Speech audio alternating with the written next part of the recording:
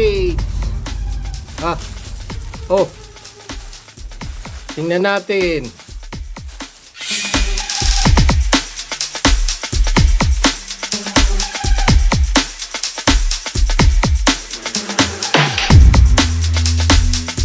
Night lamp.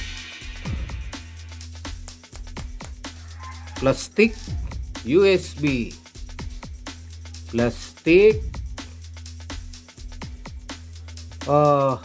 Yung isa.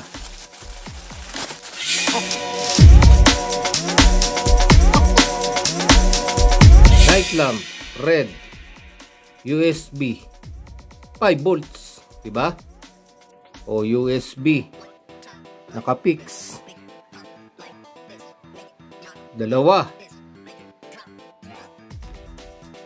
Kung siya ay 5 volts, testingin natin. May ilaw. May ilaw ba?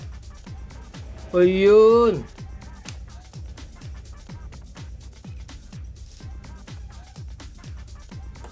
Night lamp.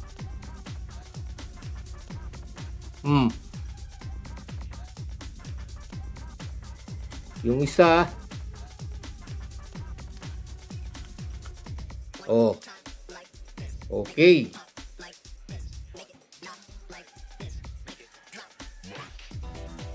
Pwede siyang lampshade.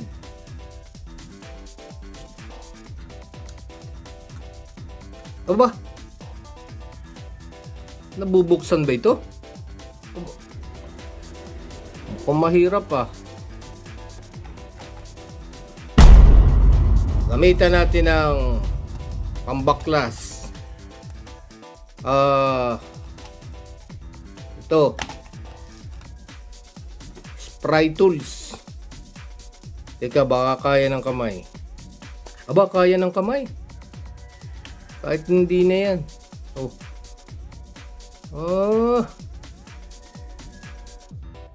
Nakaganon lang.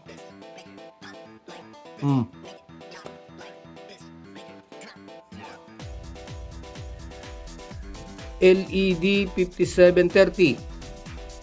5730, yan yung kanyang sukat ng dimension ng LED. Meron siyang resistor SMD type 150 ohms, 5 volts. Meron siyang current limiting resistor. Ayun yung linya niya, positive, negative. Isa lang.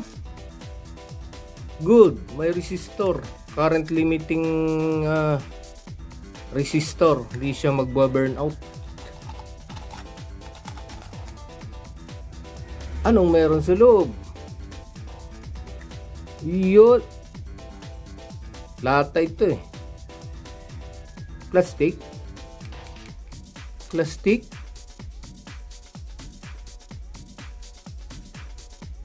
SMD oh.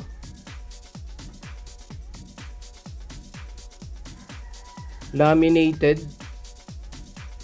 yung kanyang PCB, nakapalaman, at yung linya niya, yung dalawang linya, positive, negative, connected sa sa USB. Dalawang linya lang, positive, negative.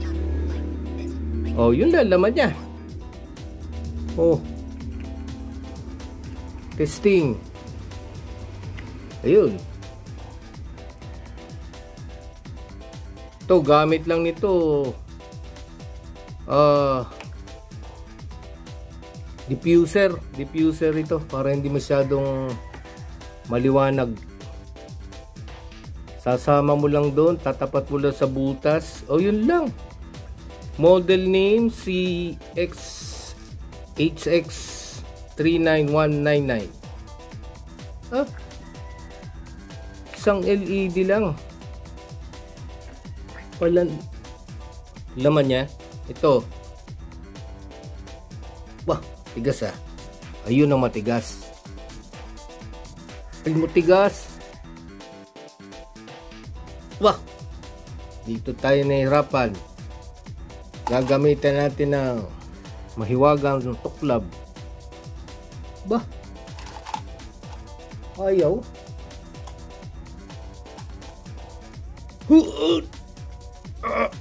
Tigas. Aba naman.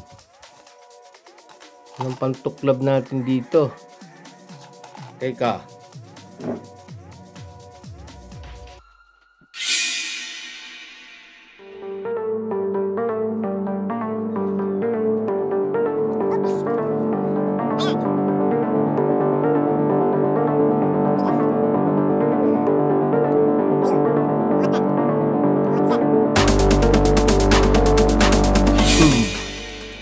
Diffuser, plastic.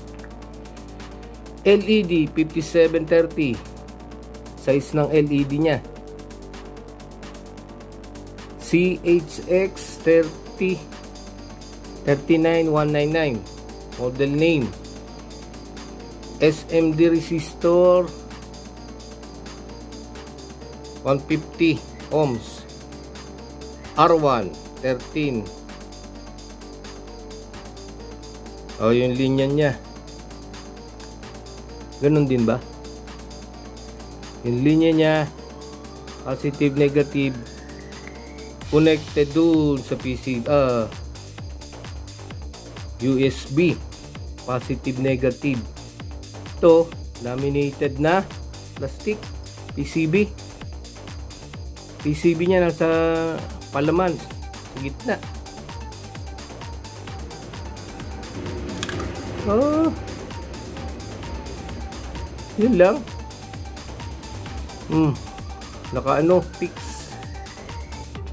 na iisa lang yung LED, parehas lang.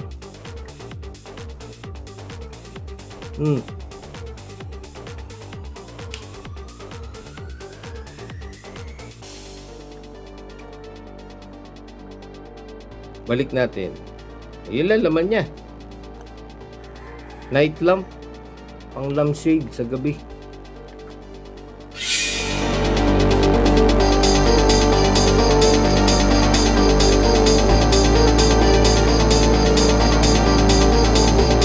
Ganito lang yan.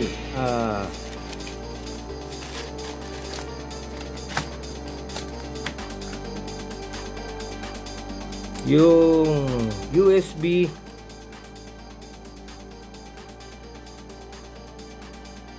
diba USB yan?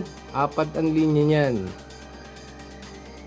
Isang BCC, positive, at ground.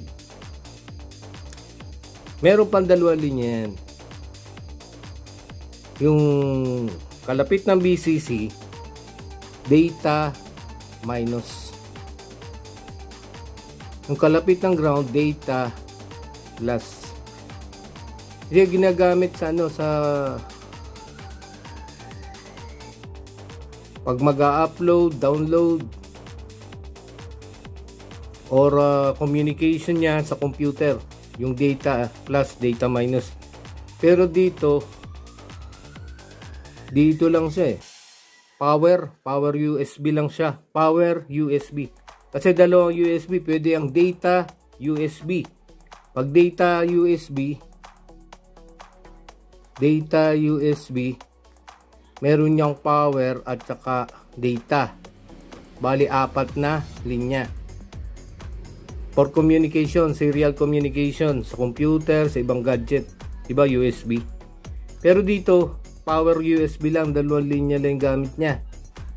Kaya yung BCC, positive. Nakita naman natin na may tigas may resistor. Ano yan eh, current limiting resistor. Dito lang yan, nakakonect sa positive. And then LED papuntang ground, from positive to negative.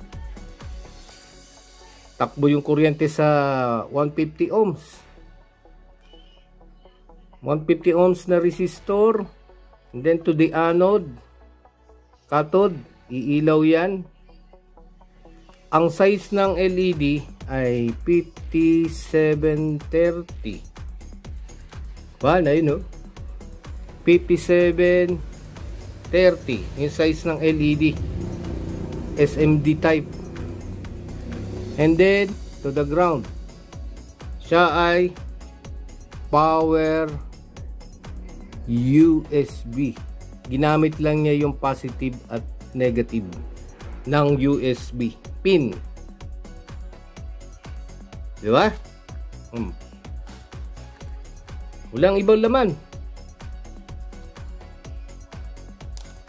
Current, takbo yung current dito. Pag sinaksak mo sa USB port, positive 150 ohms. Kung walang 150 ohms, usually yung LED, tingin ko ito na 3 volts. 3 volts ito eh, ang rating ng LED. 5 volts yung source natin. Iba pag USB 5 volts. So yung 3 volts na LED sa 5 volts, kung walang resistor, masusunog. Kaya kailangan mo nang mag-drop ka dito ng 2 volts, at least 2 volts or less. So current limiting, also current limiting resistor. Ang kailangan ng LED, mga 20 milliampere. Diba? I-limit niya yung current sa 20 milliampere or less. 20 milliampere or pwedeng 10. Pero sa kaso niya, mga 20 siya. Diba? 20 milliampere yung current. Ang voltage ng LED ay 3 volts. So kung 5 volts yan, kailangan merong resistor para idadrop niya yung 2 volts. Para yung 3 plus 2 equals 5 volts equals the total voltage supply. So kailangan na resistor, kung hindi masusunog yung LED. Current flows from resistor, anode to cathode, and then to the ground. VCC to the ground. Diba?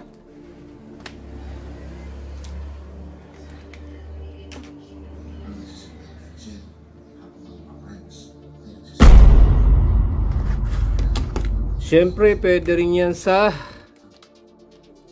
power bank. Diba? Oh.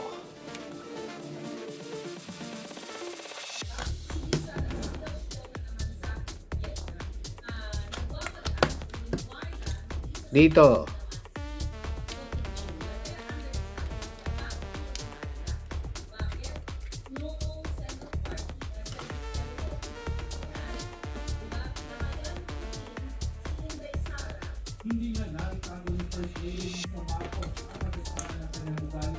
Power bank.